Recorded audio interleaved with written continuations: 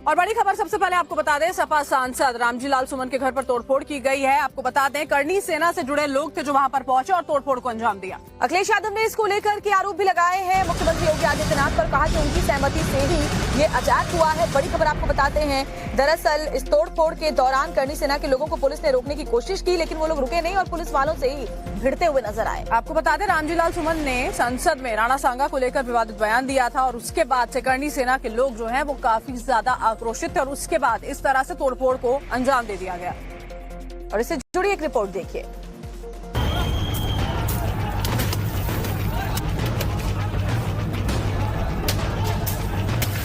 संसद में राणा सांगा को गद्दार कहे जाने के बाद इस मामले पर बवाल मच गया है। इसी कड़ी में करनी सेना से जुड़े लोग आगरा में सांसद रामजी लाल सुमन के घर पहुंचे और जमकर बवाल किया।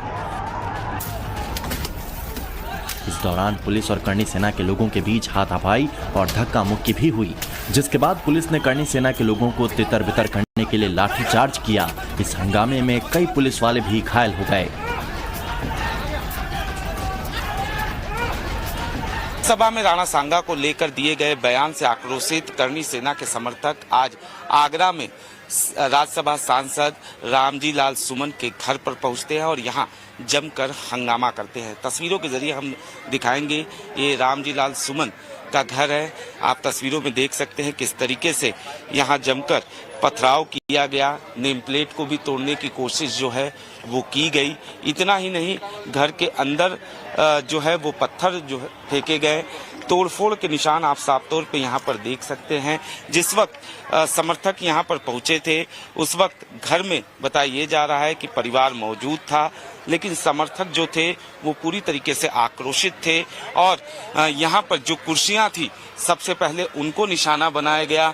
कुर्सियों में जमकर तोड़फोड़ की गई, उसके बाद घर पर भी पथराव किया गया। करनी सेना से जुड़े लोगों ने बुलडोजर लेकर एसपी सांसद के घर की तरफ मार्च किया। पुलिस का कहना है कि उन्होंने करनी सेना के लोगों को हर जगह रोकने की कोशिश की, मगर करनी सेना से जुड़े लोग पहचान छिपाकर सांसद के घर तक पहुंचे। वहीं इस मामले पर करनी सेना का क्या पक्ष है, अब वो भी सुनिए। ऐसा कुछ भी नहीं है, अभी तो ये टेलर है। ऐसे व्यक्तियों को मुंह तोड़ जवाब हमें बहुत पहले देना चाहिए था, जो हम बहुत लेट हो गए। इन्होंने हमारे अनुशासन की बार बार परीक्षा ली। राजपूत अगर अनुशासन में फेल हुआ तो वो दिन किसी के लिए ठीक नहीं रहेगा, जो कालवी साहब हमेशा बोला करते थे। मैं फिर बोल रहा हूं, हम अनुशासित लोग हैं, हम संयमित लोग हैं, हमें संविधान से चलने वाले लोग हैं, पर आप बार बार छेड़ोगे हमारे ऐतिहासिक पुरुष जिनके एक आंख, एक हाथ, एक पैर नहीं है। राणा सांगा आजकल एक अंगुली कट जाए तो लोग भीख मांगने लग जाते हैं। ऐसे ऐतिहासिक पुरुषों के लिए 2% का व्यक्ति अभद्र टिप्पणी करता है, और अगर हमारे राजपूत समाज के युवा करनी सेना अगर वहां जाके विरोध प्रदर्शन करती है, इसमें कुछ ज्यादा ऐसा कोई बम नहीं फटा है। इस मामले पर जमकर सियासत भी हो रही है। सीएम योगी ने इस पर बयान देते हुए राणा सांगा को महान योद्धा कहा है। वहीं अखिलेश यादव रामजी लाल सुमन के घर पर हुए हमले के बाद इसको लेकर जाति कार्ड खेल रहे हैं और कह रहे हैं कि रामजी लाल सुमन को दलित होने की सजा मिली है। राणा सांगा के इतिहास को अगर इन्होंने पढ़ा होता, वो महान योद्धा जिसके शरीर के घाव इस बात को बताते थे कि इन्होंने भारत की धर्म और संस्कृति को बचाने के लिए उस समय किस प्रकार के पराक्रम का परिचय दिया था। ये महाराणा प्रताप, महाराणा सांगा, छत्रपति शिवाजी महाराज और गुरु गोविंद सिंह के बारे में ये लोग बताएंगे? इतिहास के बारे में लोग क्या जानते हैं? जो औरंगजेब और बाबर की पूजा करते हो, जो जिन्ना को अपना आदर्श मानते हो, इन लोगों से इसकी उम्मीद नहीं की जा सकती है। ये रामजी सुमन जी पे इसलिए अटैक हुआ कि एक तो वो दलित है और दलित होने की वजह से उन पर अटैक हुआ है। मामला गरमाया तो समाजवादी पार्टी के कार्यकर्ताओं ने भी हरि पर्वत थाने के बाहर प्रोटेस्ट किया। रामजी लाल सुमन के बेटे रणजीत सुमन भी थाने गए। सांसद के घर पर तोड़फोड़ से नाराज समाजवादी पार्टी कार्यकर्ताओं ने पुलिस से कड़ा एक्शन लेने की मांग की। वहीं रामजी लाल सुमन के बेटे ने कहा कि सत्ता के संरक्षण की वजह से ये हमला हुआ है।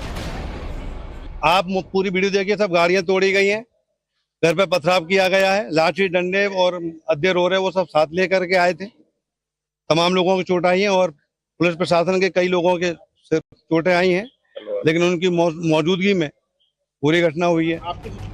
विपक्ष के नेताओं का हाल ये है कि वोट बैंक के लिए मुसलमानों के साथ खड़े दिख रहे हैं, साथ ही ऐसे ऐसे बयान दे रहे हैं जिससे उनका वोट बैंक खुश हो सके।